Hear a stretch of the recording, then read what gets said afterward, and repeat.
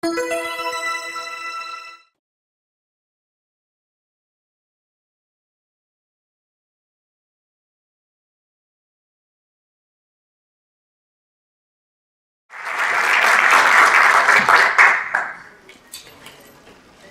you. Those guys are tough acts to follow. Buenos dias, damas y caballeros. I'm not going to do it in Spanish. We're glad to be part of the Peruvian delegation here at PDAC 2019, and I'd like to thank all the government entities and people that made this possible. And I'm here to talk about Zafranal.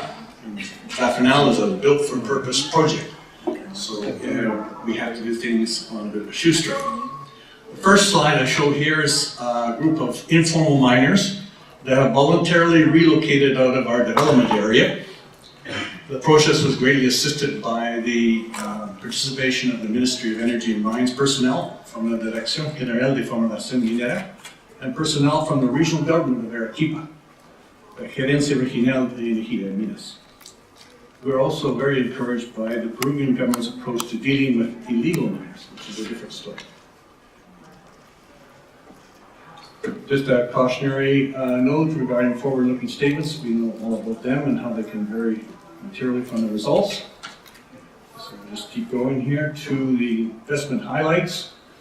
Zafranal is a relatively long-life asset, a quality investment in a stable jurisdiction. And that's a tough combination to beat. The reserve statement you see in the upper right is our similar to our pre-feasibility study, where we had 50% proven ore. It's now raised that to 92% proven. We don't want any surprises with tons and grades, especially in the payback period for this project. Zafranal is a highly competitive mid-sized copper deposit located in southern Peru. It's owned 80% by Teck Resources and 20% by Mitsubishi Materials Corporation. It's an open pit mining operation. It'll be, in the first 5 years, we'll move 80 million tons per year approximately of total material. And then drops off in year 6 to about 46 million tons per year. That's roughly 219,000 tons per day to 126,000 tons per day. Mill feed will average about 65,000 tons per day, peaking in year 3 at 70. So it varies depending on the characteristics of the feed. Our higher copper and gold grades early in the mine life will deliver early payback, and a strong, offset higher front-end stripping costs. We are finishing our feasibility study and are submitting our environmental impact assessment in the first half of 2019. So we're just about there. The Zafranal project is located 166 kilometers by road northwest of the city of Arequipa. Its development area to be developed is at elevations from 1,400 to 2,900 meters. Not an ocean view like Juan Luis, but certainly not a bad view. We are also located well to reference to access roads and services, and 55 kilometers to the city of Pedregal de Maquis, 195 kilometers by road to the port of Matarani, which we'll use to export our product, concentrate, and 98 kilometers of 220 volt transmission line that connects the project with the national power grid. Our health and safety culture is important to us. We're kind of pleased with our performance today. We have over 2 million man hours. We've had 3 lost time injuries. And that's probably a reflection of the blend of our standards and practices that come principally from Teck Resources. And a blend with the Peruvian practices and regulations that we follow. And that's usually manifested in more group interaction and sessions that involve people discussing their environments before they go to work. So that's turned out to be very, very positive for us. In fourth quarter of 2017, we had about 500 people working for the project, 13 drill rigs on the property. and we had just one LTI for the year, so we're pretty pleased with that. Everyone that's involved with drilling knows that it's not a particularly safe activity. This is a view of our project development area. The north arrow is pointed to the left, it's a test. We have the development area is kind of outlined as a polygon, and that's about 15 kilometers long by about 10 kilometers wide. Again, the elevation ranges between 2,900 and 1,400 meters above sea level. In the area, disturbed areas, I call it, you can see the pits off to the left, in the upper part, upper left corner. Zafranal is the main pit, and Victoria the smaller pit. Then we're moving down the hill through a transport crushing conveying system in a tunnel, through to a plant location, and then down into our TMF, which is around 1,400 meters. The access road that leaves the plant area actually drops even further down to about 1,200 meters before going up an escarpment of about 500 meters to get to the start of the plain that grades down towards Pedregal de Maquis and the agricultural area. So there's quite a break between where the disturbed area is and where the agricultural area is. The predominant wind comes from the southeast, so it helps isolate our activities from impacting any of the agricultural areas activities in and around Pedregal de Maquis. It's very similar to our PFS layout, with some changes in dump design and locations, as well as some of the off-site and on-site infrastructure. This is a view of the mine site to the northeast. You can see the locations of the main deposit and the Victoria deposit relative to our existing exploration camp, which will eventually become a base of operations for the mining contractor and eventually the owner's mining fleet. Off to the right, you can see in Southern Canyon some of the infrastructure that's going on the side of that canyon, which is the tunnel portal, which I'll talk about later, and the primary crusher.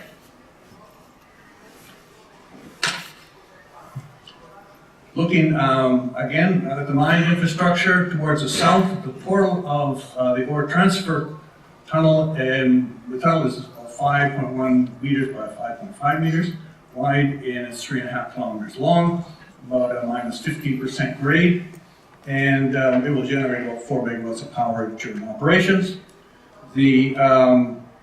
On the left to right, we have the tunnel portal, then the primary crusher, truck shop area, explosive magazine, and finally the ample storage area. The roads and dumps are designed to minimize interaction between haul trucks and light vehicles and to take advantage of topography. Open pit is ranging from 2,900 meters to 2,300 meters in elevation. Strike length is about 2.6 kilometers, 3.7 if you count Victoria. This is a view of our plant site area. It's coming down a ridge, roughly from about 2,000 meters down to about 1,800 meters. And we're looking towards the northeast. It's one of the few areas in and around the deposit that we actually have good rock near surface for the foundations for a concentrator.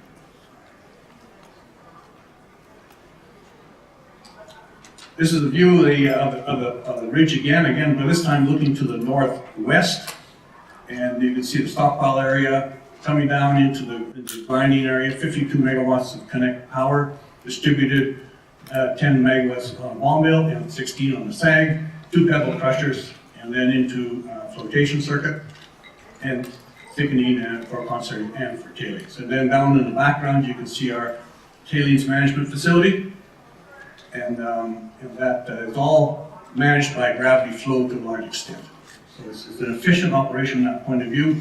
It's very similar to the Constancia design. It's built for purpose, and it is designed to deliver the maximum throughput at a minimum cost for steel and concrete.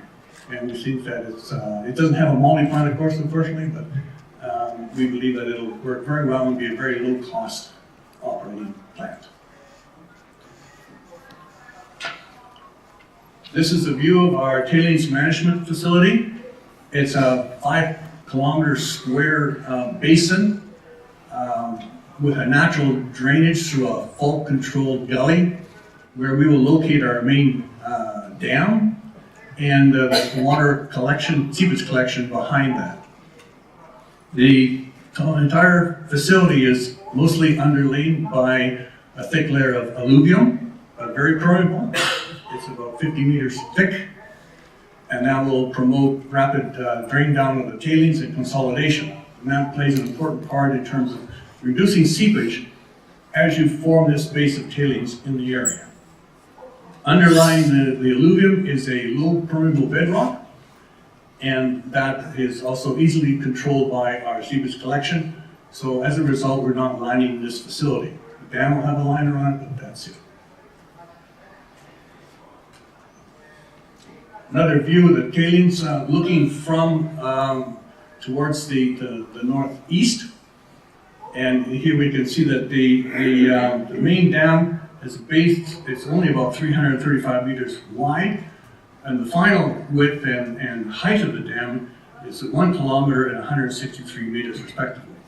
It will be initially constructed with a earth-filled starter dam, and then raised in successive lifts with cyclone sands in a downstream method of deposition, with the capacity for a probable maximum flood condition from startup to closure, which is very important because we have activities downstream of the dam. We want to make sure that this is an extremely safe dam, and that's part of the thing that we're doing to make sure that is the case.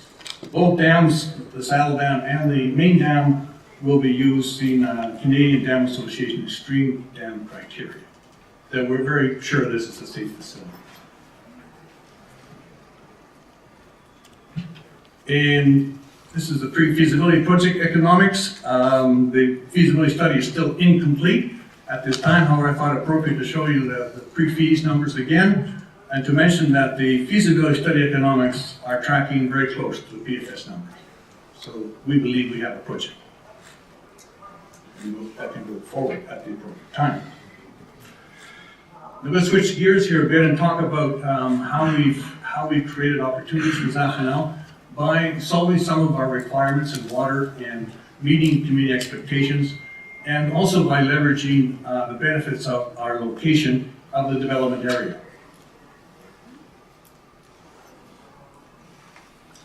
Let's start with location. The development area is not located on agricultural lands near the indigenous lands or any national or private conservation areas. Fortunately, we are not having to relocate communities, and where possible, we have avoided traffic and construction of infrastructure near local communities. We're a fair distance from our communities of interest and positioned well in terms of prevailing winds and with regards to dust and noise emissions.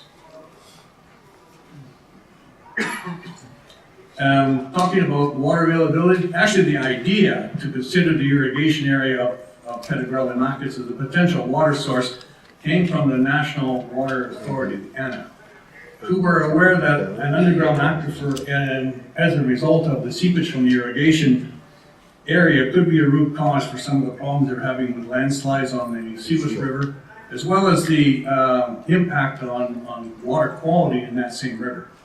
And they thought the extraction of water from the aquifer could be part of a solution to these problems.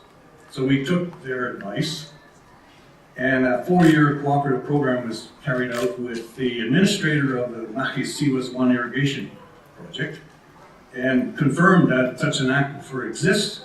It's very large, and is currently discharging brackish water into the Seawest River at a rate of approximately 600 liters per second. So it is definitely impacting that river.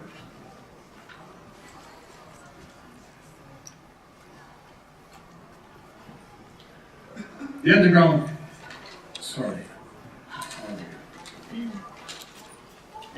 the underground aquifer is complex, and it's of varying quality. If you look closely at the slide, on an insert slide, you'll see that there's an area labeled saline zone. And so we have the aquifer is of varying quality, and it moves from reasonable quality down to very brackish water as you move towards the southeast. And we were able to identify that. We actually carried out a program. We took 8 wells into this aquifer all of it, and 6 of those wells are in the saline area. We installed 34 kilometers in the irrigated area, and through this process, it was possible to develop a very detailed 3D numerical model, which really defined the aquifer much better, and more importantly, how it will react over time to water extraction. And as a result, we concluded that the brackish zone in the aquifer, the resource, is not expected to have, as we pump from it, it's not expected to have an impact on any surface activities. And in fact, it could have some positive benefits. This has been supportive of, ANA has been supportive of the water extraction proposal. Note here that the depth of water is around 1,500 meters, and the water table is rising at 2.5 meters a year. So we all know what's going to happen if something isn't done fairly quickly about this. So again, we're trying to be part of the solution, and that seems to be working well with the social acceptance for this alternative. On contribution to community development, the first 3 categories of investment are fairly obvious. What came as a surprise to us was that many of the national and regional agencies are willing to partner on these programs with mining companies, especially if they're backed up with serious studies and have input from the local inhabitants. It's also important for us to understand that we couldn't have one program for all the communities.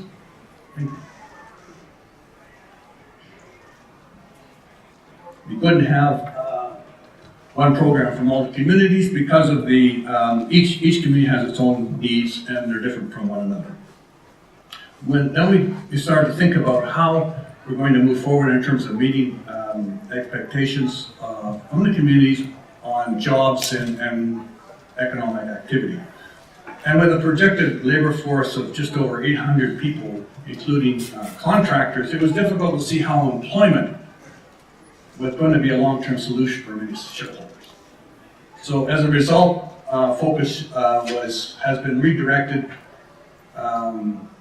in meeting the expectation communities by developing alternative sources of income and improving or building capacity to increase income from the existing activities.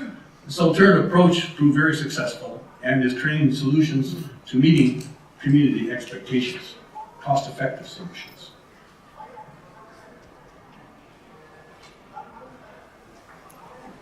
There we go. And the first one to talk about is the alternative incomes. We, Zafranal, identified the opportunity to promote the local tourism industry, a means of creating alternative incomes for local inhabitants. The program is called Sea and Fire and includes promoting the local pisco production of tourist attractions as well as local petroglyphs at Toro Norte, the dinosaur footprints at Caralupa, and popular bathing spots along the Mahi River. As a result of the success of the program, Zafranal received the Arequipa Tourism Award in 2018, the first for a mining company in the region.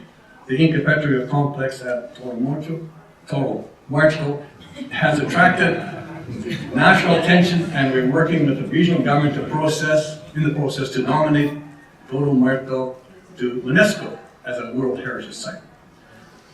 Also, in capacity building, we noted a significant number of local inhabitants earn income from the river shrimp industry, and we identified it as having potential improvement if the shrimp fishing could be effectively curtailed during the shrimp reproductive period. We formed alliance with 5 fishermen associations to help government officials to enforce the fishing ban. The program received a lot of publicity, and the shrimp harvest was over 300% higher last year. This year, the alliance has grown to 14 associations for shrimp fishermen, and the ban is currently underway. We expect even greater production of shrimp this year. So we're in there trying to create alternative incomes and enhance incomes for the people in our communities of interest. A similar capacity building has been undertaken in the agricultural area with enhancement programs for milk production, fruit growing, irrigation practices, and alternative crops. And As I mentioned earlier, we are targeting the completion of the feasibility study and the submittal of the IA in the first half of 2019. We anticipate starting detailed engineering in 2020 and initiating a 3-year construction period in 2021. And that's my presentation. Thank you.